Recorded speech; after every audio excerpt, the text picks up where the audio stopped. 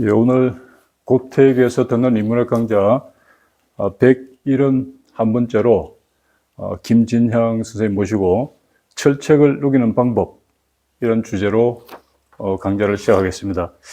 저는 연구공간 파리켄 아래 이산이라고 합니다. 반갑습니다. 반갑습니다.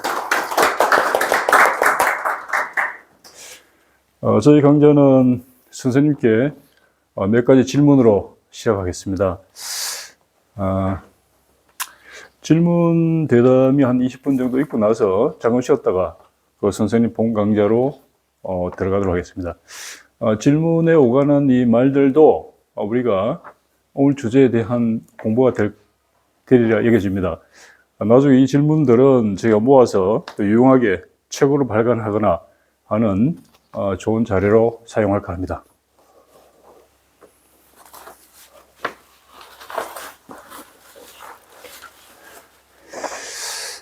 선생님, 먼 길 고맙습니다. 네, 고맙습니다. 초대해 주셔서 고맙습니다. 선생님, 대구에서 오셨습니까? 서울에서 왔습니다. 대구에 거처가 있으시죠? 대구는 고향이고, 오래된 고향이고, 지금도 다 계시죠. 네, 서울에 있고, 세종 서울 왔다 갔다 합니다. 요즘 그 대구를 보면은 참, 그 분위기가 참담한데, 그런데도 선생님 같은 대구를 본향으로 둔 분을 보면은, 대구가 진보의 어떤 집길지처럼 여겨졌던 해방 이후에 그런 그 분위기를 느낍니다. 예. 그 선생님은 저희가 이제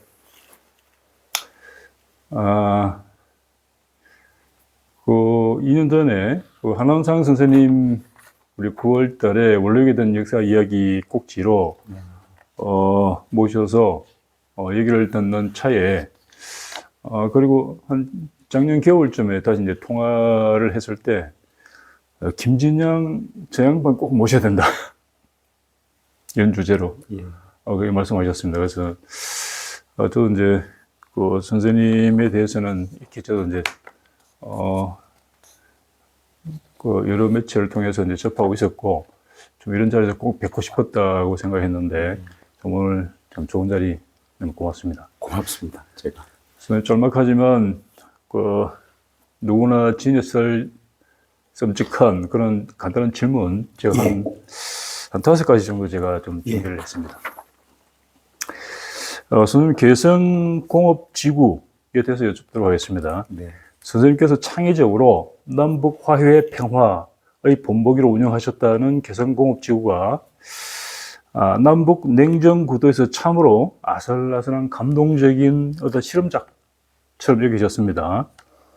70년 단장의 이산가족도 어쩌지 못하고 있는데 남과 북의 인력이 한데 어우러져 함께 일하고 함께 언론하고 함께 생활한다는 것이 이게 꿈인가 생신가 싶어졌습니다. 또 일각의 비판론자들은 북은 외부와 단절된 폐쇄된 노동력만 제공하고 핵무기 개발에 필요한 막대한 자원을 확보하지 않았나, 그런 역효과만 나왔다라고 하시는데 하실 말씀이 많으시겠습니다. 전체 질문이 5개인데, 첫 번째 질문이지 않습니까? 네네. 이 주제 하나 가지고도 많은 시간이 필요할 것 같은데, 그냥 이제 우려를 하시는 분들의 문제의식은 사실은 잘못된 정보, 왜곡된 인식을 가지고 하는 이야기들이기 때문에 좀 안타깝죠. 많이 안타깝습니다.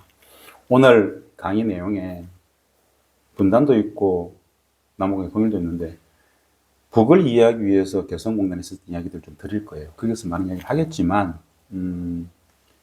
분단체제가 개성공단과 관련된 정확한 진실들을 공유하지 못했다. 많이 왜곡되게 알려졌다.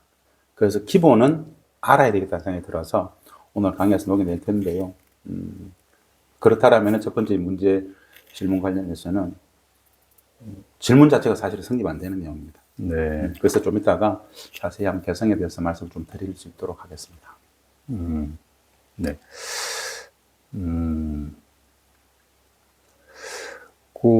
제가 아슬아슬한 감동적인 실험작 이런 문구를 썼는데 지금 개성공업지구, 개성공단이라고 하는 거예요? 남측에서는 개성공단이라 그러고 남과 북이 합의했던 명칭은 개성공업지구라고 그럽니다. 그 개성공업지구에서 이렇게 어떤 역할을 해나가면서 예. 이 제도가 탄탄하게 지속될 거라고 얘기하셨는지요? 아니면 항상 좀 훅 불면 이렇게 꺼질 정도로 좀 아슬아슬한 그런 것은 없었는지? 개성공업지구 법은 말입니다. 개성공단을 국제적 공단으로 아주 스탠다드하게 만들었습니다. 네. 근데 아무리 좋은 법이라도 안 지키면 끝입니다. 남과 북이 양 지도자가 국가 대 국가로서 이렇게 합의했던 것을 어느 한쪽이 깰 거라고는 상상을 못했죠. 그런데 사실은 국제정치도 많이 보면은 조약, 협정 많이 어기잖아요. 그런 측면에서 개성공단의 안정성과 관련해서는 한계가 있었다. 그래서 규모의 경제를 빨리 좀 달성했었어야 되는 안타까움이 있죠. 처음에 만들었을 때만 하더라도 중간에 엎어진다, 중단된다는 생각은 아무도 안 했습니다. 네. 그 외부와 단절된 폐쇄된 인력 구조라고 이제 했는데, 네. 그 개성공업지구에 와서 그 일을 하던 일꾼들이 그 본래 또 공업지구 바깥에 본인들이 살고 있는 데서 통보를 네, 하냐? 이제 폐쇄된 공간에서 뭐 제한된 인력이라는 그런 문제식 자체가 다 틀린 문제식이고 잘못된 정보들을 가지고 문제제기를 하는 것들인데 그런 곳이 아닙니다. 일반 가정에서 생활하면서 또 이제 출퇴근하듯이. 그렇죠. 네, 기본적으로 개성공단을 너무 모르고 사실은 매우 왜곡되게 알고 있는 상황 속에서 질문들이 많이 나오는데 그래서 그것을 다 상세하게 이야기 드리기가 굉장히 긴 시간이 필요한데 따로 오늘 강의 시간에 한번 녹여내보려고 합니다. 그 개성공업지구에서 이렇게 일하면서 받았던 영향들이 또 귀가를 하면은 또 거기서도 가족들끼리 마을끼리 또 그런 것들 소식이 전해지고 하는 그런. 당연하죠. 그냥 하나의 공동체였습니다. 거창 읍내에서 있는 일들이 우리 마을에서 있는 일들이 뭐 특별한 벽이 없이 늘 다 공유되었던 서로 이렇게 숨기고 말 게 없습니다. 개성공단에서는 남과 북에 북측에 5만 5천 명, 남측에 3천 명, 개성을 지나갔던 많은 주재원들 합치면 3만 정도 될 겁니다. 14년간 남과 북이 한 공간에서 가족처럼 살아봤던 경험입니다. 다른 어떤 문제도 필요 없이. 속이고 기만할 게 하나도 없었습니다. 네네. 다만 그 개성공단의 그런 운영이라든가 생활상들이 남측 사회에는 매우 왜곡되게 알려졌죠. 왜 그랬는지도 좀 이따 설명을 좀 드리려고 합니다. 네. 그 핵무기 얘기가 나왔으니까 비핵화에 대해서 여쭙겠습니다. 한반도 비핵화를 주장하면서도 그 전제 조건인 종전평화 협정, 교류협력 의무는 꽉 닫아놓고서 도저히 비핵화에 나서지 못하도록 하는 전쟁 위기 고조, 적대 관계 심화에 치중해 왔으니 이게 남북 긴장을 정권 유지에 이용하려는 어디였을까요? 미 군산 복합제 네오콘의 어디일까요? 이것이 잘못된 공식임을 국민주권정부라고 하는 지금 이재명 정부는 의도적일 수는 없겠는데 이런 공식을 관과한 것인지 어떤 해법을 찾고 있는지 드러나지 않는 반면에 거듭 한 번 더 비핵화를 공공연히 요구하고 있지 않습니까? 비핵화 문제가 질문의 핵심 같은데 이제 이런 말씀을 꼭 좀 드려보고 싶었어요. 문재인 정부를 이어서 현 이재명 정부도 한반도 평화 공존 정책에서 한반도의 비핵화 내지는 북한의 비핵화 문제를 계속 이야기를 합니다. 근본적으로 한번 이런 생각을 해볼 필요가 있습니다. 비핵화를 왜 하지? 비핵화의 목적이 뭘까? 라는 생각들을 한번 자문자답해 봐야 됩니다. 왜 비핵화하려고 하지? 다들 이런 생각을 할 거예요. 비핵화의 목적은 평화 아이가? 라고 판단을 할 겁니다. 틀렸습니다. 비핵화의 목적은 평화가 아닙니다. 비핵화의 목적은 그냥 비핵화입니다. 무슨 뜻이냐? 비핵화 정책은 평화 정책일까요? 100% 많은 사람들은 비핵화 정책은 평화 정책이라고 생각해요. 옛날에는 그랬을 수 있어요. 옛날에는. 근데 사실은 지난 30년간 비핵화 정책, 비핵화 협상을 본질을 들여다보고 있으면 비핵화 정책은 비핵화 정책일 뿐 평화정책과는 하등 관계가 없다. 2018년 4.27 판문점 선언과 9.19 평양선언까지만 하더라도 비핵화를 통해서 한반도의 평화를 구현하겠다라는 프로세스가 가능했었습니다. 근데 지금은 말입니다. 지금의 비핵화 정책은 무슨 정책이냐? 단도직입적으로 결론만 딱 말씀드리면 지금의 비핵화 정책은 대북 적대 정책입니다. 이거 이제 많은 사람들은 받아들이기 힘들어합니다. 야, 비핵화 정책이 왜 대북 적대 정책인데? 라고 이야기할 거예요. 핵 문제의 본질과 성격이 달라져 버렸어요. 오늘 이 강의의 마지막 부분에 이 비핵화 문제를 담는데요. 제가 이런 문제를 얘기합니다. 최초에는 비핵화 정책은 평화를 위한 비핵화가 맞았다. 그런데 북이 그래 비핵화하겠어. 종전평화협정을 달라라고 했을 때 미국은 종전평화협정을 주고 비핵화를 북으로 받겠다고 약속 합의했음에도 불구하고 그 판을 스스로 깬 건 미국이었어요. 바로 2019년 2월 하노이 노딜이죠. 그때 무엇이 드러났는가?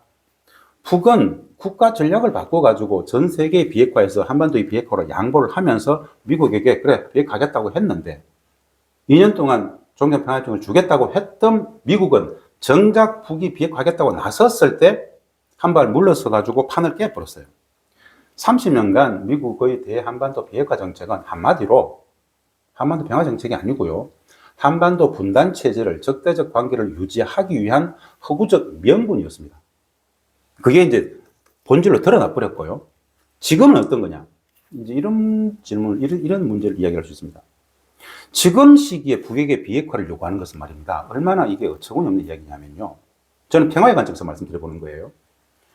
미국이 현재 비핵화할 수 있을까요? 미국이? 이 질문을 하면 다들 무슨 똥단지 같은 소리야 이렇게 생각할 거예요. 중국이 비핵화할 수 있을까요? 마찬가지죠. 러시아가 비핵화할 수 있습니까? 우리는 그런 건 상정을 안 해. 그것들이 왜 하겠어? 안 하지 당연히. 그런 말도 안 되는 질문이 똑같이 이제는 북에도 적용된 겁니다. 북은 비핵화하지 않습니다. 이미 이렇게 돼버렸어요.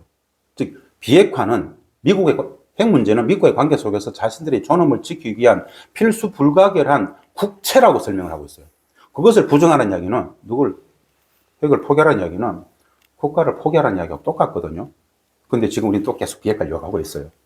이렇게 30년 비핵화를 떠들어서 분단체제가 유지됐던 것처럼 앞으로도 비핵화만 이야기를 하면 분단체제는 굉장히 안정적으로 유지될 것이다. 평화는 오지 않는다. 요건 분명한 것 같아요. 선생님, 이제 문재인 정부, 이재명 정부 말씀하셨는데, 이재명 정부 쪽과 어떤 교감이 많이 있죠. 되죠. 네. 그런데 이재명 정부가 지금 여러 번 비핵화를 주장했습니다. 맞습니다. 선생님 말씀하신 그 공식을 아직 이해가 안 된 걸까요? 우리 기대를 많이 하고 있는데. 맞죠. 이재명 대통령은 북의 비핵화가 안 된다는 걸 알고 있습니다. 그런데 왜 그 말을 쓰느냐? 엄전하는 한미관계 속에서 미국에게 들으라는 이야기 드릴 수 있습니다. 최근에도 대통령은 북 비핵화 관련해서 분명히 이야기를 했어요. 그거 실효성이 없다. 그럼에도 불구하고 우리는 이야기를 할 수밖에 없다. 아주 자가당착적인 모습입니다. 왜? 엄존하는 한미관계가 있기 때문에. 미국은 북의 비핵화를 제압해 걸고 있기 때문에 그런 상황 같습니다. 어떤 고도의 어떤 다른 산수? 그런 게 있는 모양이죠. 저는 늘 그런 이야기를 합니다. 정책은 정직해야 된다. 이 정책의 목표는 대한민국 국민들이어야 됩니다. 국민들에게 있는 그대로 이야기해 줘야 됩니다. 비핵화라는 것이 이제는 비핵화 정책이 평화 정책이 아니고 대북 적대 정책의 상징이 되어버렸습니다라는 이야기를 해줘야 국민들이 무슨 뜻인지 알게 되고, 정작 필요한 것은 비핵화가 아니라 정작 필요한 것은 평화입니다. 정작 필요한 평화를 위해서 우리가 무엇을 할 것인가를 고민해야 되는데, 평화와 아무런 하등의 관계도 없는, 사실은 매우 반평화적인 담론인 비핵화를 갖고 와가지고 계속 얘기를 하고 있어요. 이렇게 이야기하면 어떨까요? 대한민국에 지금 17개, 18개 정도의 원자력 발전소들이 있습니다. 이거 우리 다 폐기할 수 있습니까? 우리 국민들은 이게 무슨 말인지 모를 거예요. 우리가 북에게 비핵화를 요구했던 게 이거거든요.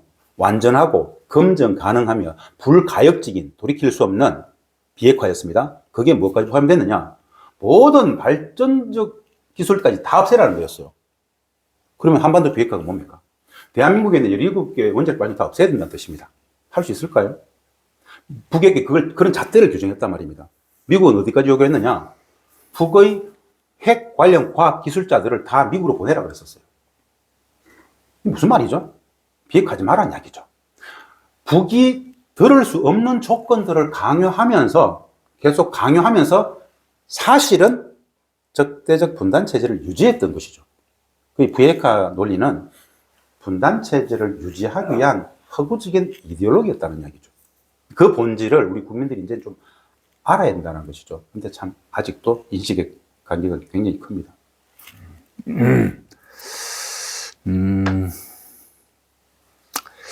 예, 지금 북한 통일 문제의 전공 정치학자로서 한반도 통일을 가로막는 결정적인 장애를 꼽으라면 뭐라고 생각하시는지요? 이 질문은 그 선생님의 이런 자리에 반드시 모셔야 한다고 강력 추천하신 전 통일부총리 한원상 선생님께도 드렸던 질문입니다. 예. 통일. 사실은 오늘 강의 때 그 말 좀 드릴 건데요. 통일 담론, 평화의 담론, 북한 문제, 조선, 참, 이 영역이 분통 터질 정도로, 피눈물이 날 정도로, 참담할 정도로 너무 모릅니다. 그냥 모르는 정도가 아니고, 어처구니 없을 정도로, 절망적으로 모릅니다. 분단이 뭔지도 모르고요, 사실은. 분단이 왜 되는지도 모르고, 통일의 개념, 과정, 절차, 방법도 사실은 대부분 다 모릅니다. 북에 대해서는 거의 100% 모릅니다. 이 인식의 전제가 있어야 되는데 우리는 분단 체제를 너무 열심히 살았기 때문에 늘 그러려니 했었어요. 그래서 이 질문은 사실 굉장히 고도의 질문이고 저는 여기에 대한 답이 있어요. 근데 기존 분단의 기본, 분단의 본질, 통일 평화의 과정, 그리고 지난 80년의 역사, 지난 120년의 역사를 통찰해야만 여기에 대한 답변을 할 수 있습니다. 만약에 한반도 안보에서 2026년 현재 한반도 안보에서 2026년 현재 한반도 안보에서 가장 결정적인 안보를 무너뜨리는 나라가 어디냐라고 묻는다면 만약에 북이 아니라 미국입니다라고 이야기하면 우리 국민들이 납득할 수 있을까요? 한반도 평화의 문제를 실현하는 과정 속에서 가장 큰 장애물은 북이 아니고 미국입니다라고 이야기하면 대한민국 국민들은 용납이 안 될 겁니다. 왜냐? 전쟁 중의 적대적 분단 체제를 너무 모범적으로 살았잖아요. 분단 체제는 호락호락한 체제가 아니었습니다. 분단 교육을 했고 정오와 적대를 심었고 마찬가지입니다. 한반도 통일 문제. 통일 문제의 반대는 분단 체제죠. 그럼 분단 체제를 누가 만들었지? 분단의 기원이 어떻게 되는 거야? 왜 우리 역사 속에서 분단이 온 거지? 그 역사를 배우지 못했기 때문에 아주 피상적인 좌우의 이념 갈등이 어떻다, 미소의 냉전 체제가 어떻다 그런 허구적인 내용들을 배웠기 때문에 이게 된 답변들을 못 하는데 통일 평화 문제에 있어서 가장 심각한 장애물은 분단 체제 유지 전략을 국익적 관점에서 관철하고 있는 미국 때문입니다. 근데 이 단순한 미국 때문이라고 얘기하면요 엄청난 폭력이 됩니다. 정신적인 폭력이 돼요. 그리고 분단 체제 속에서 온전히 못 살아갑니다. 저 새끼 저거 나쁜 새끼 아니야? 저거 빨갱이 아니야? 라는 반응이 거의 100%일 겁니다. 그만큼 이 영역은 금계의 영역이었고 이제는 좀 오픈해서 누구나 분단도 알고 통일도 알고 북도 온전히 좀 판단할 수 있는 그런 지점이 되어야 이 고도의 질문에 대해서 우리가 좀 편안하게 이야기할 수 있을 겁니다. 근데 이건 여전히 폭력적입니다. 사실은 굉장히 폭력적입니다. 뭘 모를까라는 문제의식 자체가 너무 깊습니다. 이 한간의 정답은 저는 미국이라고 얘기했습니다.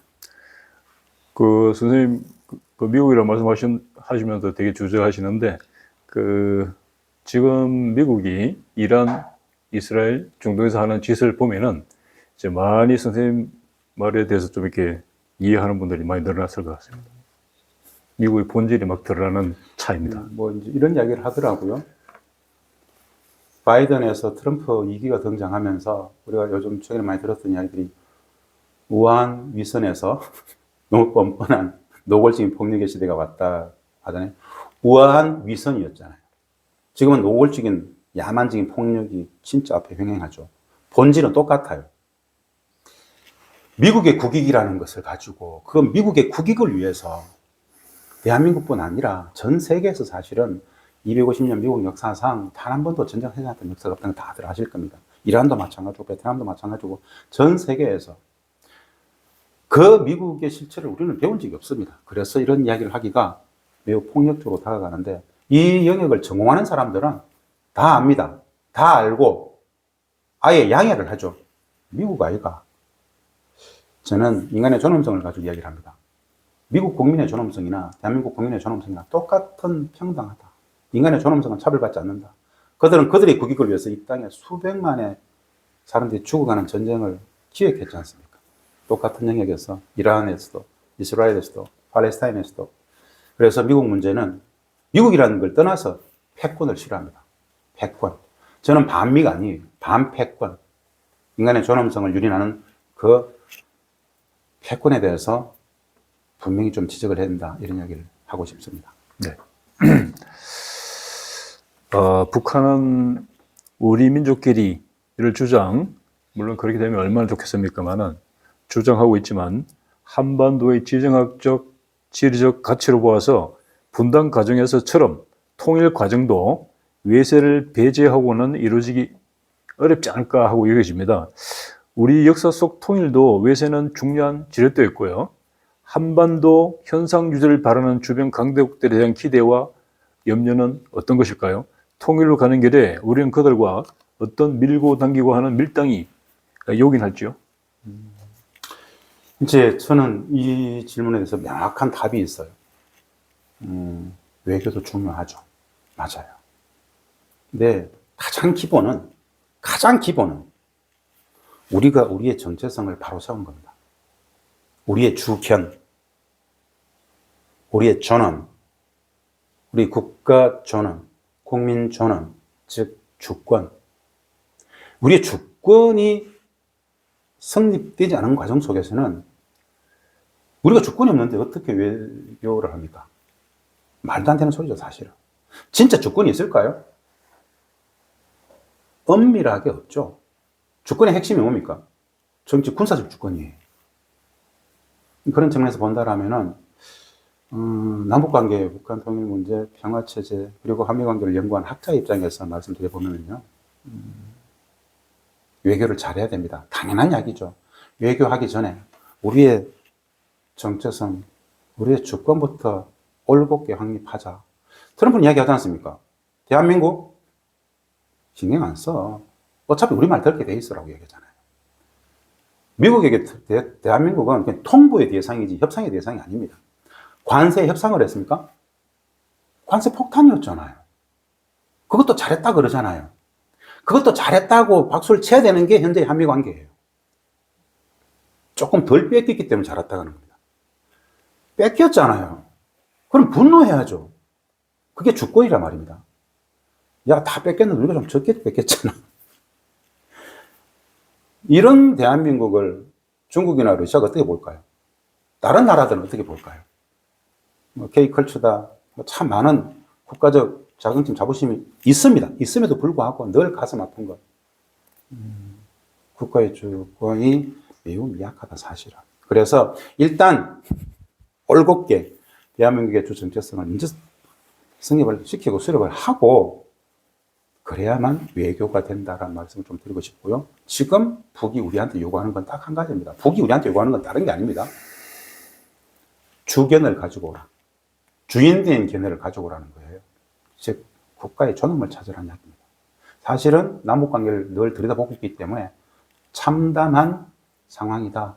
적당히 두 국가는 거기에서 나왔다고 본다면 참 앞으로 시간이 많이 걸릴 것 같습니다. 얼마 전에 한미 연합군 사령관? 네, 브론슨. 그 인물이 한반도는 고정된 항공모함이다. 중국 앞에 있는 최전선의 항공모함이다. 그 말이 무슨 뜻입니까? 지난 80년간 그렇게 해서 그랬습니다, 사실은. 미국에게 대한민국은 예를 들어서 평택에 있는 캠프 오피스 기지는 주한미군 전 세계에 있는 미군 부대 중에 가장 큰 부대인데요. 원래 주한미군은 북에 대한 군사적 억제 목적으로 주한미군이 존재합니다만은 이게 이제 애초의 목적이었습니다만은 사실은 한 30년 전부터 주한미군은 전 세계 미군의 순환 배치의 거점입니다. 캠프 언프리스 날아와가지고 중동으로 날아가고 저기 와가지고 동아시아로 동남아로 다 빠져나갑니다. 저기 와서 아프리카 날아가잖아요. 이거 전 세계가 다 알아요. 우리 국민들만 몰라요. 즉 대한민국의 평택의 캠프 언프리스는 전 세계 미군 순환 배치의 거점이 됐다는 이야기는 뭡니까? 미국 입장에서는 그냥 대중국, 대러시아 군사적 압박을 하는 최전선의 기지죠. 그런 측면에서 중국 앞에 떠 있는 항공모함이다. 이런 표현을 한 건데, 우리 모두, 이 대한민국 국민들이 항공모함에 탑승해 있는 전투 장비들하고 똑같은 취급을 받는 거죠. 그게 미국적 이해관계 속에서 대한민국이라는 뜻이죠. 참 모멸감을 느껴야 되죠. 그렇습니다. 우리가 왜 통일을 해야 해? 북한을 어떻게 믿어? 통일되면 뭘 할 수 있는데? 우리 정말 함께 잘 살 수 있을까? 이런 것들은 북한을 떠올리면 머릿속 지도에서 뻥 뚫린 검은 공간으로 존재한다는 20대 청년들의 거침없는 질문인데요. 아마도 갈수록 이런 질문들은 더 거침없어질 듯합니다. 제가 거창대학 강의에서 설문조사한 바로도 요즘 젊은이들이 통일에 대해서 점점 거리가 멀어지고 있지 않나 그걸 느꼈거든요. 세대가 달라지면서 이제는 생각도 못했던 낯선 문화들이 나타나고 하는데 새로운 세대는 이전 세대는 도저히 시도해보지 못한 새로운 통일 접근법을 만들어낼까요? 어떤 그런 가능성을 보시는지. 많은 비슷한 질문들을 받는데요. 우리의 청년들이, 우리의 대학생들이 한반도 통일 문제, 평화 문제에 별로 관심이 없다. 저는 그 청년들의 그 인식, 입장은 지극히 당연하다. 매우 지극히 당연한 결과다라고 늘 이야기를 합니다. 분단체제는 아시다시피 분단은 구조적으로, 제도적으로, 체제적으로, 그리고 환경문화적으로 그 분단체제는 단 한 번도 온전한 통일교육, 온전한 평화교육을 한 번 해본 적이 없습니다, 사실은. 학교 교육 속에서 진짜 양심 있는 선생님들께서 인간의 존엄교육, 공동체 교육의 연장선에서 남과 북이 우리 친하게 잘 지내야 된다라는 이 평화교육을 하면 눈치를 봐야 되고 고소고발될 수 있습니다. 즉, 분단체제는 적대와 정오, 반목, 질시, 폭력의 분단교육을 했어요. 학교뿐 아니라 집에서도 모든 언론 보도 마찬가지입니다. 분단체제는 분단교육을 했기 때문에 우리 아이들이 그 인식을 가지는 것은 당연하다고 생각해요. 그 아이들한테 진짜 말도 안 되는 거짓 담론인 통일비용론이나 가르치고 대북 혐오를 가르치고 저것들은 한 형제자매 아니야. 진짜 혐오스러운 북을 적대시하는 것을 계속 주입시켜 놓고 왜 너네들은 통일 문제 관심 없냐고 이야기한다는 것은 어불성설입니다. 진짜 남과 북이 화해했을 때 어떤 일이 발생하는지, 우리의 삶이 어떻게 달라지는지, 민족이 얼마나 융성 번영할 수 있는지, 한반도 평화경이 어떻게 폭발할 수 있는지, 그리고 그 아이들이 이후의 삶 속에서 지금과는 질적으로 다른 풍족한 삶을 살 수 있다라고 1년에 딱 1시간만 가르쳐준다면 그 아이들은 통일에 열광할 겁니다.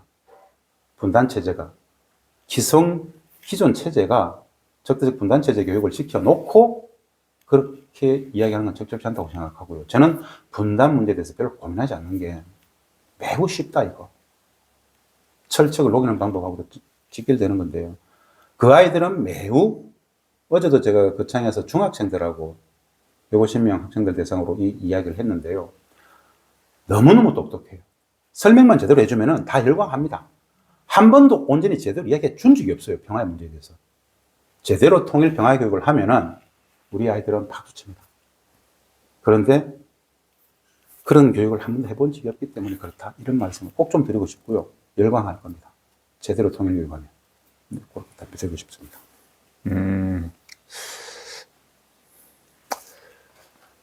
저희가 매년 8월달 대화 국제 있는데, 바치산과 터벌대의 대화도 몇 번 하고, 예.